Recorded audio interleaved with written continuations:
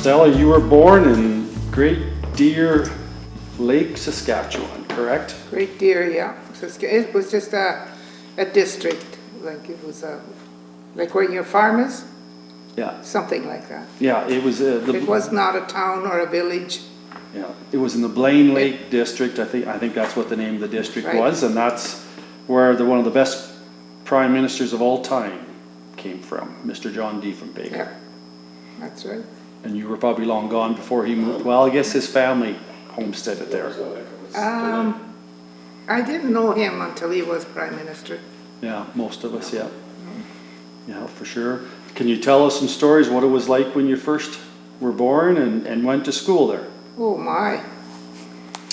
I was very shy at the time. I don't know, so a lot of people think that I'm just saying that, but I was shy.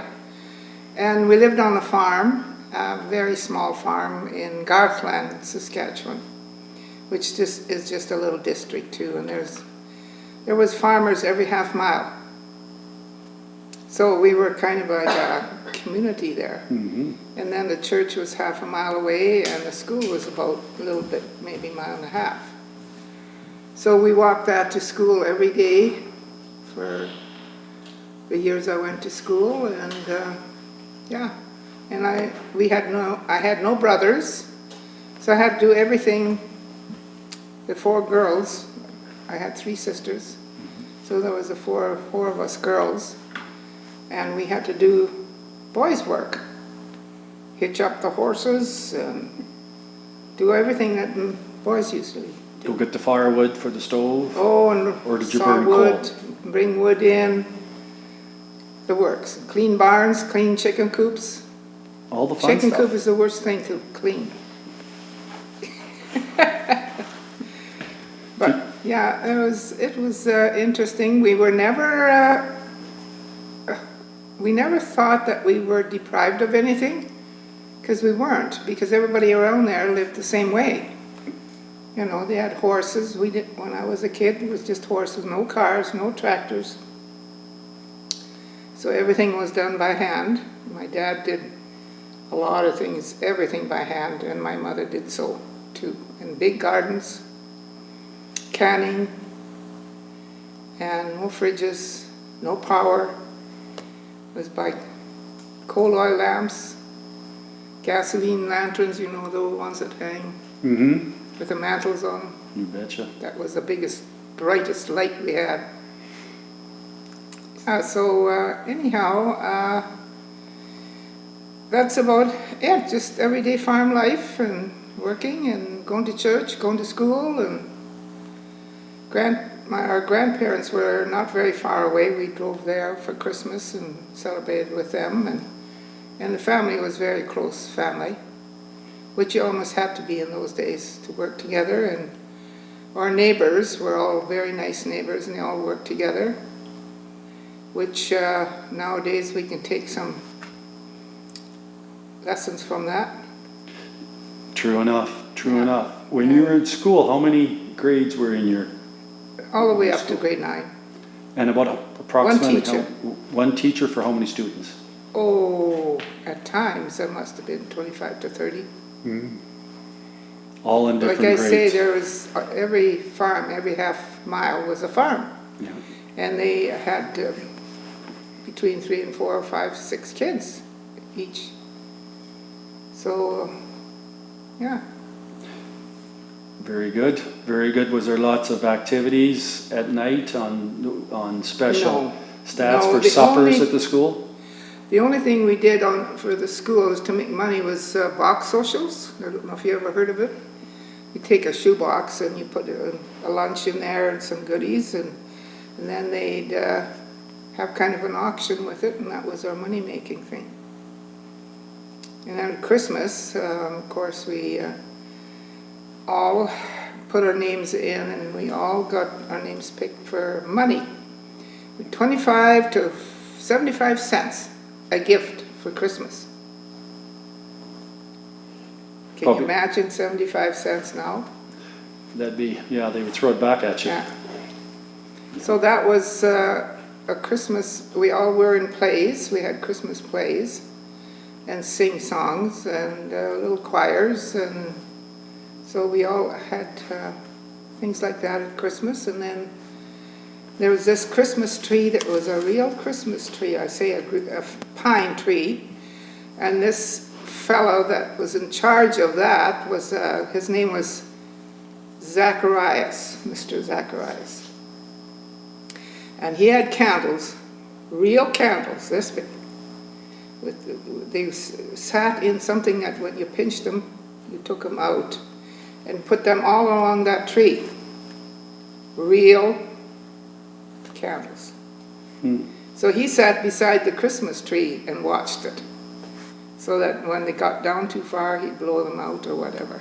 So it wouldn't start the fire, yeah? That was the electric lights there. Yeah, before electric lights, that's right. So then, when Santa came in, he had the gifts that we all ordered in his bag to give to everybody. And of course, there's always a goodie bag. There was oranges and apples and candy and peanuts and for every kid. And that went. So that's what we had for Christmas. And the church we went to was a little Mennonite church. And they did the same thing. They had a kind of a evening program where everybody that had any kind of talent got up there and sang or played. And my sisters and I, we had instruments. We played and sang and entertained that way. What So instrument everybody did you was play? very musical in that district. So there wasn't too many that didn't have an instrument of some sort. What instrument did you play? Oh, the auto harp, the guitar, the banjo, the accordion. Wow, you're quite talented. Yeah, we all did. There was not very many people that didn't play of some kind of instrument in those days. That was our only entertainment. And then we had a battery radio that we only were allowed to watch certain hour a day or two. It was only about maybe in the afternoon, but Dad, when it was 8 o'clock at night was the news. You go to bed or be quiet. We're listening to the news, and that was during World War II. Oh boy. So they were very interested in what was going on. So the battery was a battery about this big. I don't know what they called them. This tall. And that was very expensive in those days because we didn't have any money. In the 30s and in the beginning of 40s, we didn't have any money. The only thing we made money out of was we had cows, dairy cows, so we sold cream and butter and stuff to the town, like Duck Lake was the next town, and eggs and stuff like that we used to sell. That was the only money-making thing, besides the crops, if there was any, Was it which tough? was very dry in, the dirty 30s. I'm sure you heard of it. And the 40s were getting a little better. I was born in 33, so I don't remember too much about the 30s, but yeah, it was a very humbling way to live, but we were all happy. We never thought that we were deprived of anything, because everybody lived the same way, so we didn't know. Didn't have television, a limited amount of radio, so you didn't, and of course we had a lot of newspapers, like the Toronto Star was one, and Winnipeg Press, and there was 3 or 4 that Dad used to buy. Country Guide, I think, was one. There's about 3 or 4 that's the only reading we did. Didn't have many books, didn't have a library, so that was our reading.